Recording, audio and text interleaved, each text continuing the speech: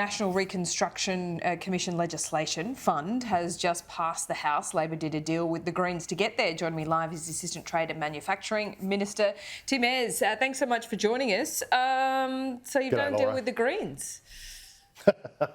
Well, it's very good news that this piece of legislation has passed through the House. You know, this is $15 billion, the biggest peacetime investment in Australian history into industrial capability. This is targeted at reindustrialising our suburbs and our regions with new factories, new manufacturing, blue-collar jobs. I really don't understand how it is that the coalition has debased itself so much that it can only say no, even to a program of reindustrialising Australia. Now, you know, it's a good thing. So what exactly have you given the Greens here? Well, it's a manufacturing fund. There is a commitment that it won't be engaged in coal mining projects or gas extraction projects. I mean, it was never going to be. It is a manufacturing fund. It won't be engaged in primary production of any kind. It's not going to be engaged in farming or running corner shops or running bus routes. It is going to be about Australian manufacturing and bringing back blue-collar jobs, apprenticeships, engineering cadetships. We are down to less than 7% of GDP in manufacturing. And does anybody seriously think that we can engage in the challenges and opportunities of our region without rebuilding our industrial capability? Do we really think that we're going to deal with the challenges of climate and energy without lifting our industrial capability or food security for that matter? What about the regions? These are issues the whole parliament should be about. But what about the regions? Is there a problem here with the stipulation that the Greens have been able to assert in this legislation, an explicit ban on using this money to fund gas or coal? Does it mean that no gas pipelines will be built in the regional areas? No, it makes no difference to any of that. This is not an infrastructure fund. There are other infrastructure funding arrangements. This is a manufacturing fund. It will never invest in those kinds of projects. So what you're saying is it's one of two things. It's not a capitulation, therefore it's the opposite, which is just a safe phasing exercise for the Greens.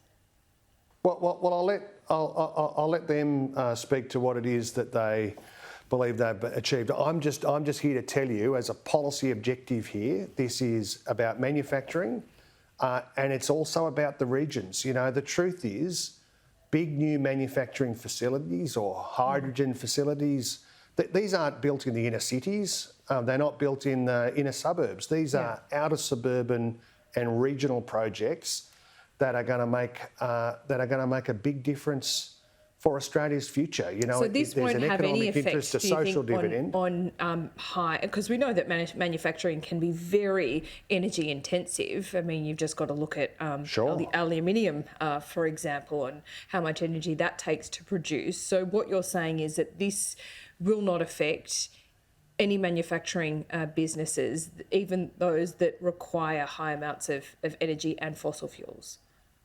No, and even more than that, it's going to give us the capacity to deal with the industrial and energy challenges of the future. There is not a... We've got to have a high-tech, high industrialised, more electrification future to support those heavy industries. Like, Australia's got to be big in heavy industries. We've got to be big in steel, big in aluminium, big in chemical manufacturing, big in fertiliser, big in cement, all those industries that are captured under the safeguards mechanism.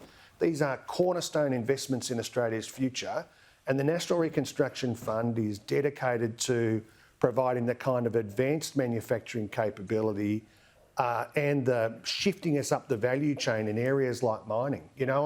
Some people in the community talk down Australian mining. We have enormous capacity in mining in this country to produce all of the metallurgical products, but not only do that, it's the feed-in inputs in terms of mining technology, It's the outputs in terms of lifting our position in the value chain so that we're making the electric batteries, for example, of the future that the world really needs. Like we have an opportunity to position Australia and regional Australia in particular to be doing these things. And you've got David Littleproud and the National Party saying no. I mean, it just beggars belief that these characters in the National Party would walk away from blue-collar constituencies in country towns the way that they have. Well, I'll tell you what, sounds to me on what we've just talked about, sounds like you've just pantsed the Greens. They think they're getting something that they're not.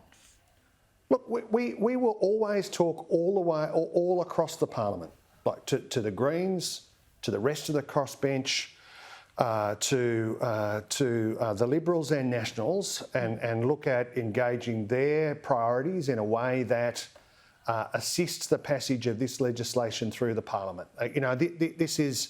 This should be beyond politics. This kind of work, like this is in the national interest.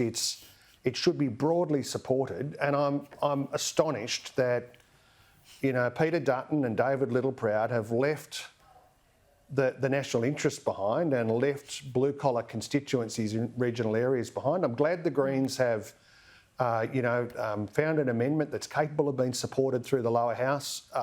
Terrific.